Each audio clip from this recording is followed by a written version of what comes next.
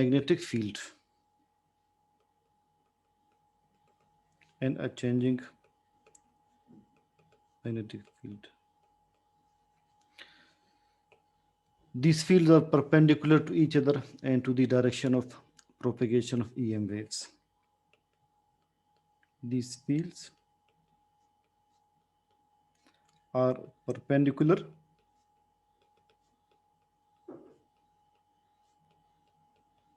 to each other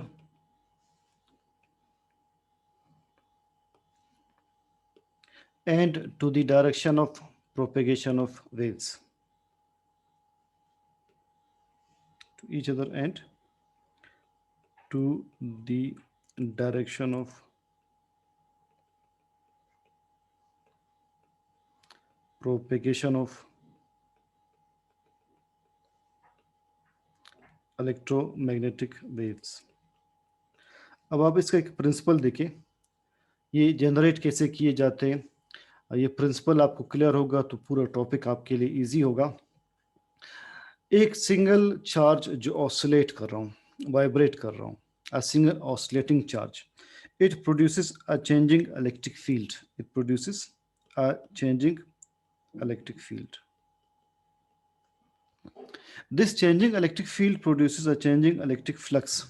जब भी electric flux change होगा उससे चेंजिंग मैग्नेटिक फील्ड प्रोड्यूस होगा, इससे चेंजिंग मैग्नेटिक फील्ड प्रोड्यूस होगा, और जब मैग्नेटिक फील्ड चेंज होगा तो मैग्नेटिक फ्लक्स चेंज होगा।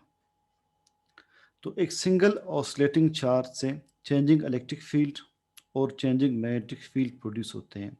ये चेंजिंग इलेक्ट्रिक फील्ड और चेंजिंग मैग्नेटिक फील्ड ये दोनों मिलकर बनाते हैं इलेक्ट्रोमैग्नेटिक वेव्स। तो इलेक्ट्रोमैग्नेटिक वेव्स कैसे बनते हैं ये देखें।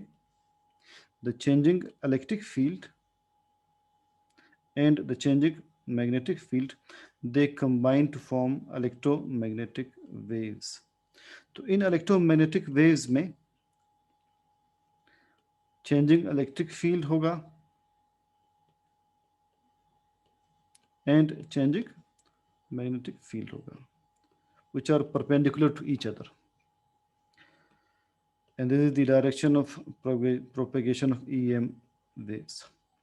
So a single oscillating charge is required to produce electromagnetic waves. हमने ये पढ़ना है कि किसी रेडियो स्टेशन से प्रोग्राम ब्रॉडकास्ट कैसे होता है, ट्रांसमिट कैसे होता है, अगली तरफ जो रेडियो सेट होता है प्रोग्राम रिसीव कैसे करता है, ये हमने पढ़ना है। या किसी टेलीविज़न सेंटर से प्रोग्राम ब्रॉडकास्ट कैसे होता है, ट्रांसमिट कैसे होता है, अगली तरफ टीवी स्क्रीन इसे रिसीव कैसे करता है। इस प्रिंसिपल को समझने के लिए आप पहले एक सिंपल प्रिंसिपल याद रखें। आपने कोई भी लगेज लेके जाना है, कोई भी लगेज लेके जाना है, यह है लगेज।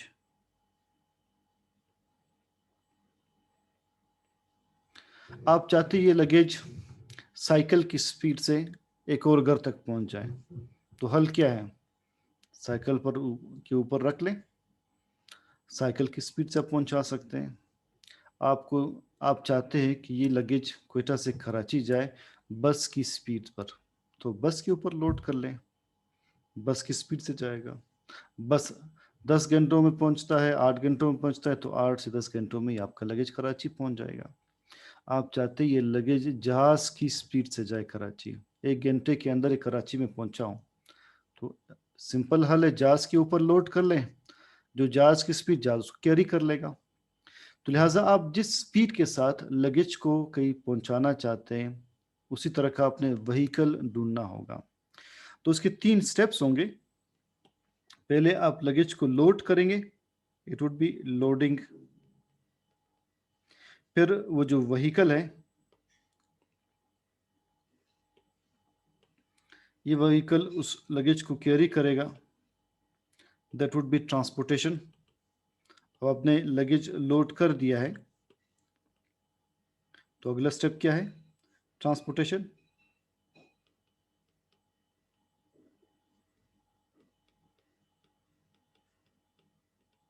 और जहाँ पर आपने पहुंचाना था वहाँ पहुंचने के बाद आप लगेज को अनलोड करेंगे। ठीक है, अब ये 3 प्रिंसिपल्स अप्लाई होंगे। हम चाहते हैं कि जो हमारा लगेज है, जो हम बोल रहे ये लगेज है, डेटा है। जो मैं यहाँ बात कर रहा हूँ, मैं चाहता हूँ ये बात अभी अभी अमेरिका में एक शख्स को सुनाई दे।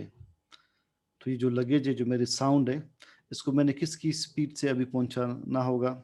लाइट की स्पीड से।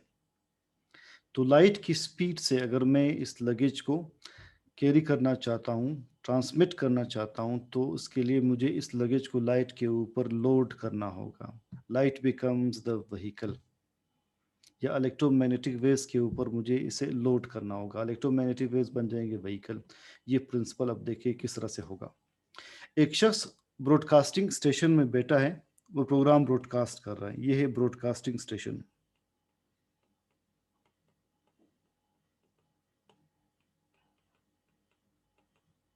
या एक शख्स माइक्रोफोन में बात कर रहा है।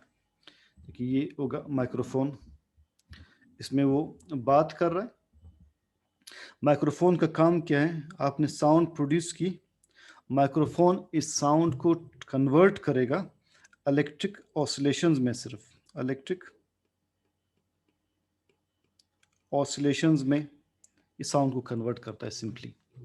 अगर आपकी क्लास में कोई लेक्चर दे रहा है, वो माइक्रोफोन में बात कर रहा होगा, माइक्रोफोन उसको करंट में कन्वर्ट कर रहा है, वो करंट जा रहा है एम्पलीफायर की तरफ, एम्पलीफायर उसको एम्पलीफाई कर रहा है, एम्पलीफायर उसको एम्पलीफाई करके स्पीकर की तरफ भेज रहा है। एम्पलीफायर जितना एम्पलीफाई करेगा साउंड स्पीकर से उतनी ही लाउड सुनाई देगी। तो माइक्रोफोन ने सिंपली साउंड को करंट में कन्वर्ट करना होता है, इलेक्ट्रिक ऑसिलेशंस में कन्वर्ट करना होता है। उस स्टेशन में एक एंटीना है जिसे कहते हैं ब्रॉडकास्टिंग एंटीना, ये ट्रांसमिटिंग एंटीना,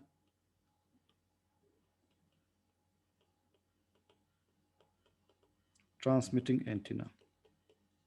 इस ट्रांसमिटिंग एंटीना में एक चार्ज ऑसिलेट कर रहा है, एक चार्ज ऑसिलेट कर रहा है और वो इलेक्ट्रोमैग्नेटिक वेव्स प्रोड्यूस कर रहा है। इलेक्ट्रोमैग्नेटिक वेव्स की स्पीड लाइट की स्पीड के इक्वल है, 3 मल्टीप्लाइड बाय 10⁻⁸ मीटर पर सेकेंड। वहाँ पर कुछ ऐसे डिवाइसेस हैं जो इलेक्ट्रिकल ऑसिलेशंस को इलेक्ट्रोमैग्नेटिक वेव्स के ऊपर लोड करते हैं। तो पहला स्टेप देखिए, सामान अपनी गाड़ी के ऊपर लोड किया। अब यहाँ पर हमने गाड़ी किसको सेलेक्ट किया है? व्हीकल क्या है?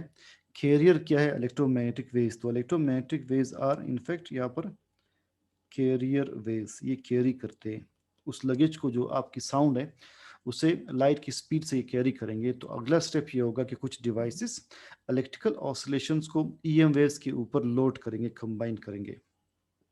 इस कॉम्बिनेशन को कहते हैं मॉड्यूलेशन, इसे कहते हैं मॉड्यूलेशन। मॉड्यूलेशन, लोडिंग को मॉड्यूलेशन कहते हैं। लोडिंग क्या है? जो electrical oscillation sound waves carry कर रही है उसे आपने इलेक्ट्रोमैग्नेटिक वेव्स के ऊपर लोड कर लिया। अगला स्टेप क्या होगा? अगला स्टेप गाड़ी का देख ले, ट्रांसपोर्टेशन हो रही है। या अगला स्टेप क्या होगा? सेकंड स्टेप, पहला स्टेप तो था मॉड्यूलेशन, अगला स्टेप होगा ट्रांसमिशन।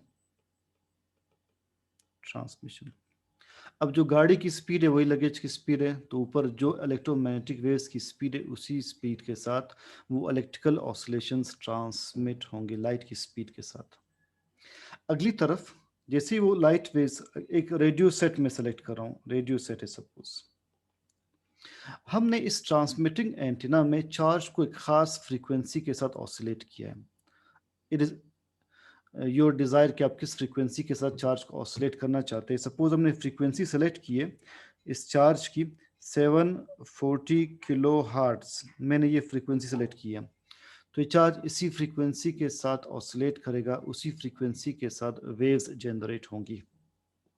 अब रेडियो सेट में फ्रीक्वेंसीज का ऑप्शन होता है, रेडियो सेट के ऊपर लिखा होता है suppose 500 kilo hearts, 700 kilo hearts, 740 kilo hearts. ये सारी फ्रीक्वेंसीज का ऑप्शन रेडियो सेट के ऊपर होता है। जो पुराने रेडियो से उसके ऊपर लिखा होता था। अब नीडल यहाँ पर ले आते थे, अब नीडल 740 के ऊपर ले आएंगे।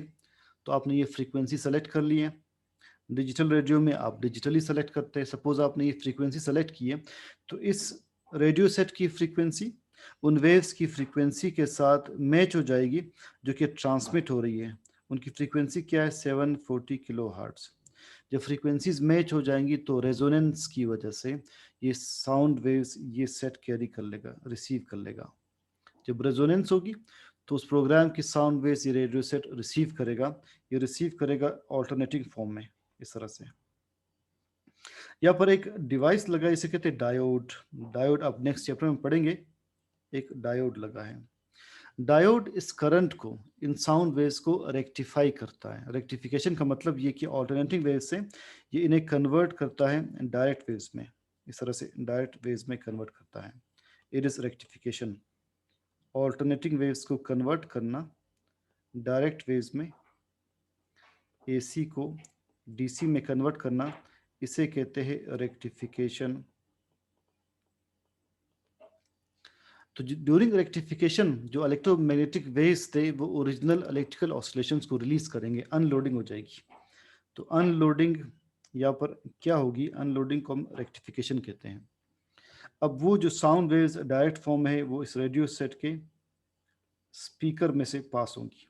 ये स्पीकर, स्पीकर का डायफ्राम वाइब्रेट करेगा और ओरिजिनल आपको साउंड सुनाई देगी। ये शख्स जो माइक्रोफोन में बात कर रहा है उसकी वही ओरिजिनल साउंड आपको उस रेडियो सेट पे सुनाई देगी। दोबारा ये सारा सीक्वेंस सुने। एक शख्स ब्रॉडकास्टिंग स्टेशन में माइक्रोफोन में बात कर रहा है। माइक्रोफोन का काम सिर्फ क्या है, वो साउंड को इलेक्ट्रिकल ऑसिलेशंस में कन्वर्ट करता है। ब्रॉडकास्टिंग एंटीना में एक चार्ज ऑसिलेट कर रहा है एक खास फ्रीक्वेंसी के साथ जो हमने खुद सेलेक्ट की है। वो oscillating charge electromagnetic waves generate करेगा। इलेक्ट्रोमैग्नेटिक वेव्स व्हीकल है, गाड़ी है, ये एरोप्लेन है जिसने कैरी करना है इन साउंड वेव्स को। तो अगला स्टेप ये कि इलेक्ट्रॉनिक डिवाइसेस के जरिए इलेक्ट्रिकल ऑसिलेशंस को इलेक्ट्रोमैग्नेटिक वेव्स के ऊपर लोड करते हैं। इस लोडिंग को कहते हैं मॉड्यूलेशन। अगला स्टेप होगा transmission with the speed of light. अगली तरफ जो रेडियो सेट है उसमें अगर हमने वही फ्रीक्वेंसी सेलेक्ट की तो रेजोनेंस के जरिए वो रेडियो सेट उन वेव्स को रिसीव कर लेगा। वेव्स ऑल्टरनेटिंग फॉर्म में होंगे तो एक डायोड इन्हें कन्वर्ट करता है डायरेक्ट फॉर्म में। डायोड आप नेक्स्ट चैप्टर में पढ़ेंगे। अब जब ये डायरेक्ट फॉर्म में कन्वर्ट होंगी तो वहाँ से ईएम वेव से जो ओरिजिनल इलेक्ट्रिकल ऑसिलेशन है वो रिलीज हो जाएंगी, अनलोडिंग हो जाएगी। वो डायरेक्ट वेव स्पीकर में से पास होंगी, डायफ्राम उसको वाइब्रेट करेगा, वही ओरिजिनल साउंड आपको सुनाई देगी। अगर ये प्रोग्राम टेलीविजन प्रोग्राम हो तो आप टेलीविजन सेट पर जो चैनल सेलेक्ट करते हैं, असल में चैनल सिलेक्शन की आप एक खास फ्रीक्वेंसी सेलेक्ट कर रहे हैं। अब सारे के सारे प्रोग्राम्स फिजा में मौजूद है हर चैनल के। आपने जो फ्रीक्वेंसी सेलेक्ट की उसी फ्रीक्वेंसी को आपका टीवी सेट रिसीव करेगा, वही प्रोग्राम आपको दिखाई देगा, वह दिखाई देगा, रेडियो में सुनाई देगा। बस ये फ़र्क है।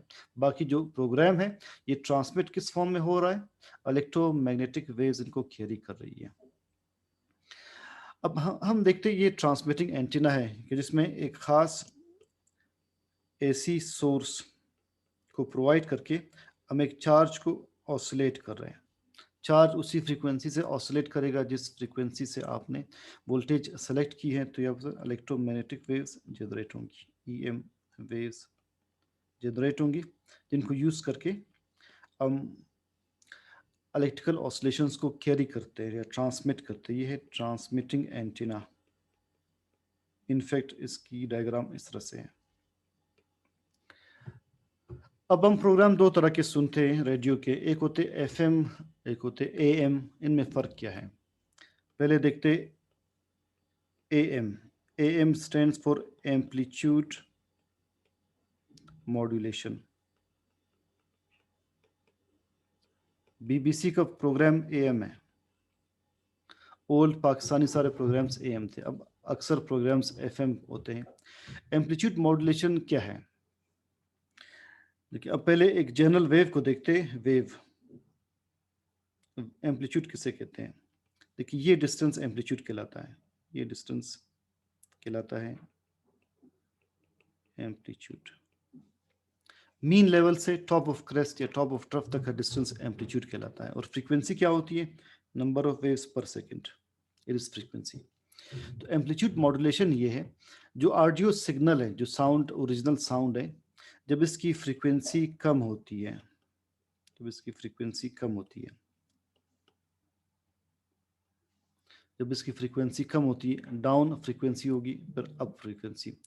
जब ऑडियो सिग्नल की फ्रीक्वेंसी कम होगी तो कैरियर वेव्स या मॉड्यूलेटेड वेव्स मॉड्यूलेटेड वेव्स कौन सी होंगी? Electromagnetic waves plus electrical oscillations. Modulated waves में है electrical oscillations plus electromagnetic waves. जब ऑडियो सिग्नल की फ्रीक्वेंसी कम होती है तो मॉड्यूलेटेड वेव्स की का एम्पलीट्यूड कम होता है, ये है एम्पलीट्यूड। अब जैसे ही इस पॉइंट से यहाँ तक फ्रीक्वेंसी बढ़ रही है, उनका एम्पलीट्यूड बढ़ जाता है। फिर अगेन यहाँ से यहाँ तक एम्पलीट्यूड कम हो रहा है, सॉरी फ्रीक्वेंसी कम हो रही, तो यहाँ पर एम्पलीट्यूड कम होगा। फिर अगेन फ्रीक्वेंसी बढ़ रही है तो एम्पलीट्यूड बढ़ जाएगा।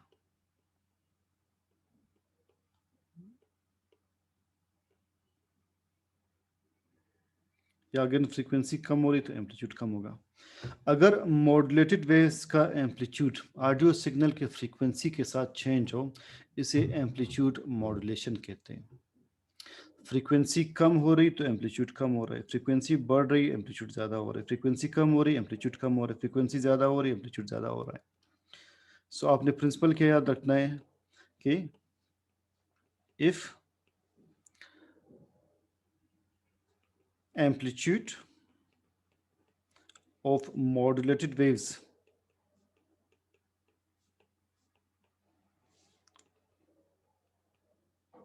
changes with frequency of audio signal,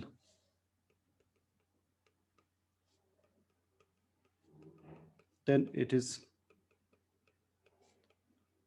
known as amplitude modulation. अब इसे मजीद समझने के लिए अगला देख लें केस देखिए। FM, what is FM? FM stands for frequency modulation. Frequency modulation, इसमें जैसे ही ऑडियो सिग्नल की फ्रीक्वेंसी कम होती है, ये ऑडियो सिग्नल है, तो जो मॉड्यूलेटेड वेव्स हैं, modulated waves, carrier waves plus electric oscillations, उनकी फ्रीक्वेंसी कम होती है। या पर देखिए इसकी फ्रीक्वेंसी कम है तो उनकी फ्रीक्वेंसी कम होगी, एम्पलीट्यूड चेंज नहीं होगा। अब जैसी फ्रीक्वेंसी यहाँ से यहाँ तक बढ़ रही है, इसकी फ्रीक्वेंसी बढ़ जाती है। Frequency means number of waves. फिर यहाँ से लेकर यहाँ तक फ्रीक्वेंसी कम हो रही तो यहाँ पर फ्रीक्वेंसी कम होगी। फिर फ्रीक्वेंसी बढ़ रही वहाँ पर, या फ्रीक्वेंसी बढ़ जाती है। फ्रीक्वेंसी ऊपर कम हो रही है या फ्रीक्वेंसी कम होगी, या एम्पलीट्यूड चेंज नहीं हो रहा, थ्रू आउट एम्पलीट्यूड सेम है, फ्रीक्वेंसी में एक फर्क आ रहा है। देखिए यहाँ पर फ्रीक्वेंसी ज़्यादा, फ्रीक्वेंसी कम, फ्रीक्वेंसी कम, फ्रीक्वेंसी ज़्यादा, फ्रीक्वेंसी कम। ऊपर ऑडियो सिग्नल का की फ्रीक्वेंसी कम तो नीचे फ्रीक्वेंसी कम। फ्रीक्वेंसी के साथ चेंज हो, इसे फ्रीक्वेंसी मॉड्यूलेशन कहते हैं। तो आप कैसे डिफाइन करेंगे?